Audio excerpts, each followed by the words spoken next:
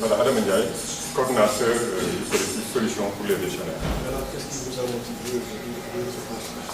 Nous sommes aujourd'hui au siège du CEDES, une organisation syndicale quand même reconnue par son histoire, n'est-ce pas, dans le domaine de l'éducation et de la formation.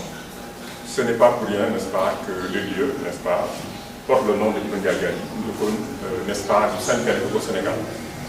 Donc nous sommes là pour parler de la lancinante question des enseignants décisionnaires, qui, comme nous le savons, sont victimes d'injustice depuis plusieurs décennies. Nous sommes à une période charnière de ce combat.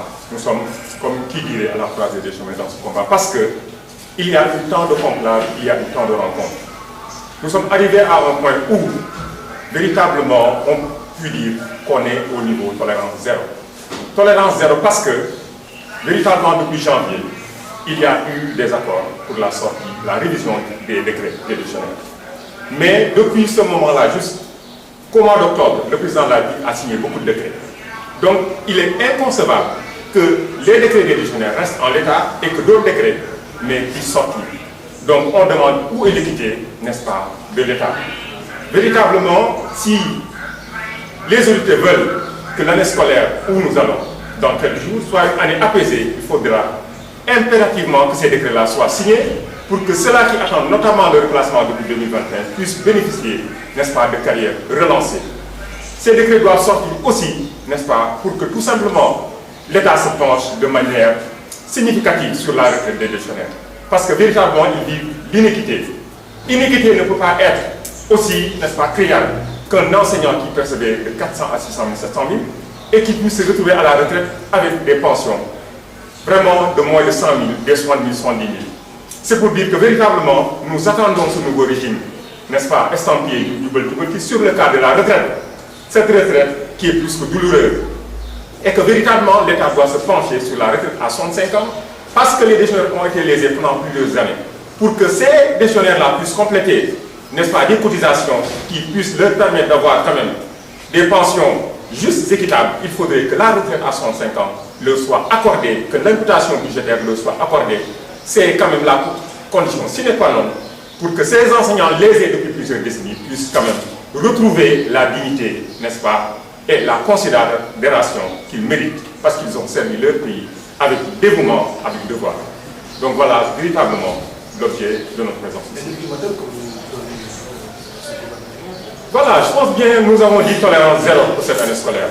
Ça veut dire qu'il n'y a même pas d'ultimatum. Nous y allons, n'est-ce pas, vraiment de manière franche et claire.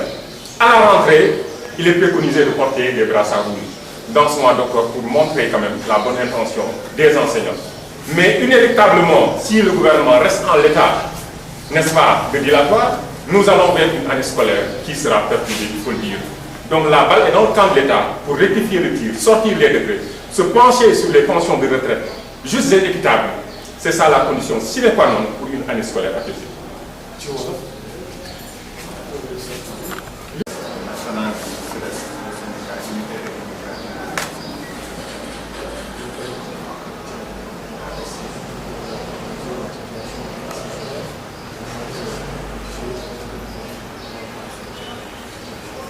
voudrais exprimer d'abord la fierté exclusive des militantes et des militants du CEDES d'accueillir le collectif ici, dans la maison des enseignants du CEDES Ibn Diaye, pour réexprimer une énième fois, non pas notre solidarité, mais notre engagement auprès de tous les enseignants et enseignants décisionnaires qui aujourd'hui, nous le savons tous, sont frappés par une injustice qui continue, qui dure et qui perdure. Mais exprimer notre étonnement par rapport aux lenteurs, alors qu'aujourd'hui, cette question des décrets a déjà fait l'ensemble du circuit que cela devait faire. Nous espérions, en inscrivant la question de la signature et de la sortie des décrets dans le pacte social qui a été signé le 1er mai dernier entre le gouvernement du Sénégal, le patronat et les travailleurs, que nous ne resterions pas plus d'une semaine sans que ces décrets sortent.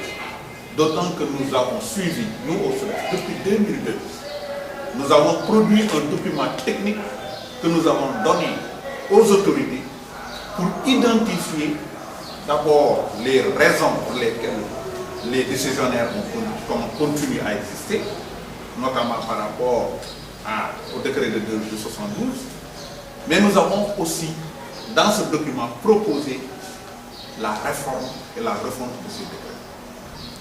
C'est ainsi que le processus a démarré. Nous ne comprenons pas qu'on nous dise que les décrets sont sur la table du président de la République et que plus tard on nous dise que c'est retourné au niveau du secrétariat général du gouvernement. Qu'est-ce qui se passe? Nous l'avons posé la même question le vendredi dernier quand les centrales syndicales, après leur conférence de presse, ont été reçues par le ministre du Travail et de la fonction publique. Malheureusement, nous n'avons pas eu de réponse probable. À la limite, dans ce gouvernement, personne ne sait où se trouvent les décrets. Et quand un gouvernement ne communique pas sur les questions que se posent les travailleuses et les travailleurs, notamment pour ce cas précis, les enseignants et les enseignantes décisionnaires, cela ouvre la voie à toute forme de supputation. Pour nous autres, au SONES, il n'est pas négociable d'avoir une année scolaire calme sans la signature, la publication des décrets qui concernent les décisionnaires. Parce que pour nous, on ne peut pas continuer à accepter que des enseignants qui font exactement le même boulot soient traités de façon différente. Mais pire que ça, il y a la question des retraites des décisionnaires. Quand des camarades décisionnaires qui dans leur fonction avaient des salaires de 600 000 ou de 700 000 se retrouvent avec 60 000, 70 000 francs à la retraite, c'est la mort programmée. C'est l'éclatement des familles. C'est en vérité les rabaisser à un niveau de mendicité parce que ces gens auront connu un certain niveau de vie avec leur famille qu'ils ont perdu brutalement. Oui, il faut les reverser au FNR. Mais en attendant, il y a une position médiane que nous avons proposée, c'est celle-là qui consiste à faire cotiser les décisionnaires encore en activité au même montant que les fonctionnaires qui sont du même corps et du même grade au niveau de l'IPRES. Et le SUDES a demandé, et cela a été reçu favorablement d'ailleurs, à l'IPRES de déplafonner les montants de cotisation, parce que nous savons que la fusion entre l'IPRES et la caisse de le FNR, et qu'aujourd'hui même le FNR a des problèmes. En attendant que tout ça cela soit fait, mais il va y avoir du temps. En attendant, il y a des camarades qui vont à la retraite. Donc, en attendant que l'on puisse véritablement harmoniser et que les décisionnaires soient au niveau du FNR, ce que nous demandons, c'est que l'on déplafonne la cotisation au niveau de l'IPRES pour permettre à tous les décisionnaires de cotiser les mêmes montants que les fonctionnaires de même corps et de même grade, afin de pouvoir bénéficier à leur retraite véritablement de pensions décentes. Et nous disons d'ailleurs que pour ceux qui sont déjà à la retraite, il va falloir qu'une fois que cette mesure soit prise, il faut les aligner automatiquement au niveau des mêmes camarades fonctionnaires qui sont à la retraite. Pourquoi? Parce que c'est des camarades pour lesquels le préjudice porté est incommensurable. Et que l'État du Sénégal, par reconnaissance à cette catégorie de travailleurs qui, malgré toutes ces difficultés, s'acquitte de sa tâche de formation et d'enseignement de façon remarquable. Nous vivons avec eux dans les classes, nous sommes avec eux dans les établissements, dans les cours de récréation. Mais on ne peut même pas sentir que ces camarades-là sont frappés d'une injustice, tellement ils font leur travail de façon remarquable dans les établissements. Nous considérons aussi qu'il est important qu'on ait une unité d'axe. Que l'ensemble des organisations syndicales, et je lance ici l'appel, que l'ensemble des organisations syndicales, les collectifs fassent un seul front